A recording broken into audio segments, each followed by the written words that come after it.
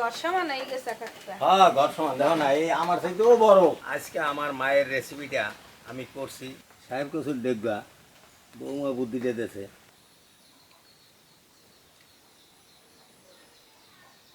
বিসমিল্লাহির রহমানির রহিম। বৌমা জি, বৃষ্টি বাদলের মধ্যে বাজারে গেছিলাম। আর তো তোমার বল।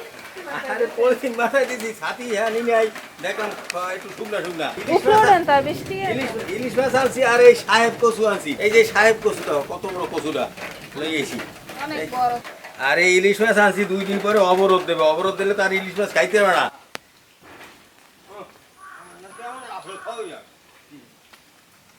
কই সাহেব কচু গাছ? এই যে কচু গাছ লাগাইছি না, ওটিতে মান কচু।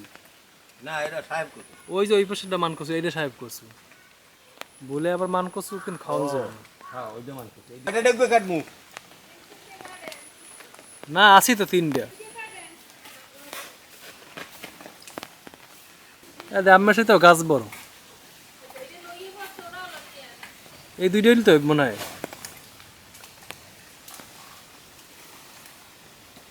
সাহেব কচু দেখবো দিয়ে আজকে ইলিশ মাছ আনমু। সাহেব কচু দেখবো আনছি। এই একটু কুটি কেটে গুছিয়ে দাও। আরে ঘর সমান হয়ে গেছে কাকটা। হ্যাঁ ঘর সমান দেখো না, এই আমার চাইতেও বড় এই ডেক হইছে। আর কয়েকদিন পর অবরোধ দিয়ে দেবে। আর ইলিশ মাছ খাইতে মনে হয় কয়েকদিন। এলিকে আজকে ইলিশ মাছ আনছে। চাইছিল সাহেব কচু দিয়ে রান্নবে, কিন্তু আমি কইলাম যে ডেগো দিয়ে রানতে। ডেগো দিয়ে মজা লাগবে আরো বেশি।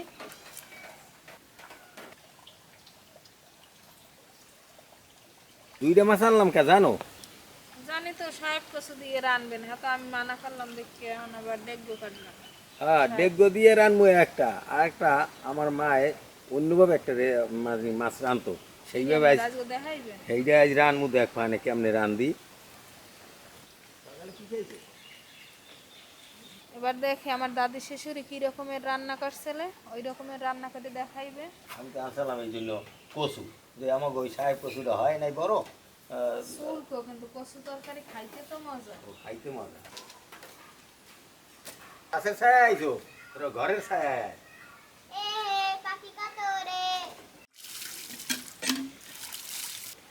হাত চুলকায়? শুল্ক হইবে না তো? গলা না চুলকাইলে খাওয়ার সময়। খুব মজা। হ্যাঁ ডেগুগুলো সেদ্ধ করতে আছে। আমার মা যেভাবে মাছ রানতো সেইভাবে আজকে আমি এই ইলিশ মাছটা রানমু। হলুদের গুঁড়া, মরিচের গুঁড়া, পেঁয়াজ বাটা, লবণ। আমার মা এইভাবে মাখতে আমি দেখতাম ধারে বইসা।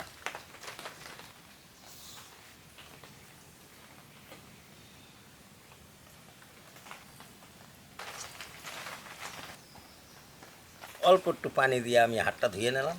এই মশলার হাতটাই এই 10-15 মিনিটের জন্য একটু ঢাইকে রাখবো হরা দিয়া। কচুর ডেগো সেদ্ধ হয়ে গেছে, এখন আমি উঠামো। উঠাইয়া এটার পানিটা ধরাই এলাম।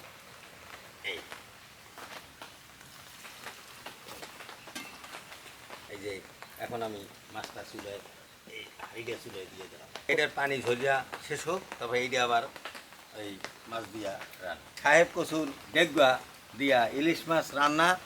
আর এদিকে ইলিশ মাছ আমার মায়ের যেভাবে রাঁধতো সেইভাবে আমি ভুনা করতেছি। এই দুইটা রেসিপি থাকলে পেট ভরিয়া ভাত খাওয়া যায়। হরারে টুরোই দেখি কী অবস্থা। আমার মা যে রাঁধতো, আমি তো পাশে চুলার পাশে বসে দেখতাম কি সুন্দর এইভাবেই কালার হইতো। বাটা মরিচ দিত। আমি এখন এই মাছ ভুনাটা উঠে গেলাম। কার কার এইভাবে খাইতে মনে চায়? আজকে আমার মায়ের রেসিপিটা আমি করছি। এখন আবার আমি এই সেই সাহেব কচু ডেগো দিয়া এই যে মাছ রান্না করবো। এবার মাছটা দিয়ে দিলাম। এই পানিটা গরম হইলেই আমি সেদ্ধ করা কচুর ডেগোটা দিয়ে দেব।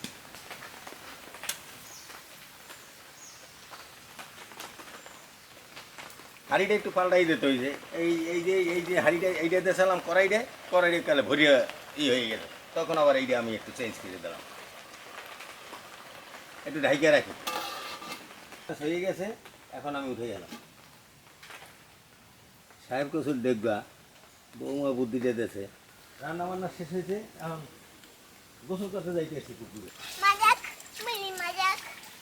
ননটনি পাতার কইছিলাম, এগুলো অনেক ছোট।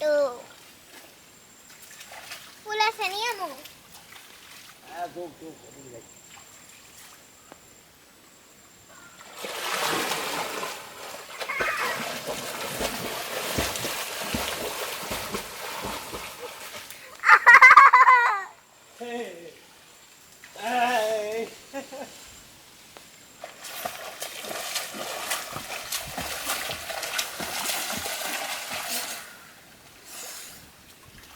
আমারও এ দেখে গোসল করতে মন চাই।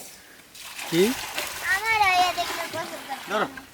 মন দাঁড়াও দাঁড়াও দাদা দাঁড়াও। ছি, এখনকার পোলাপান তো সাঁতারই দিতে জানে না, সাঁতার যে কেমন দেয়, সাঁতার দিলে শরীরে একটা ব্যায়াম হয়। আমার নাতি আমার ধরে উঠেছে, রান্না বান্না করে পুকুরে গোসল করলাম আমার মায়ের মতো।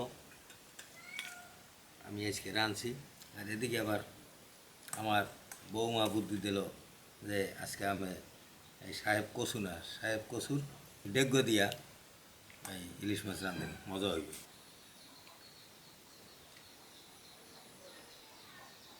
বিসমিল্লাহির রহমানির রহিম।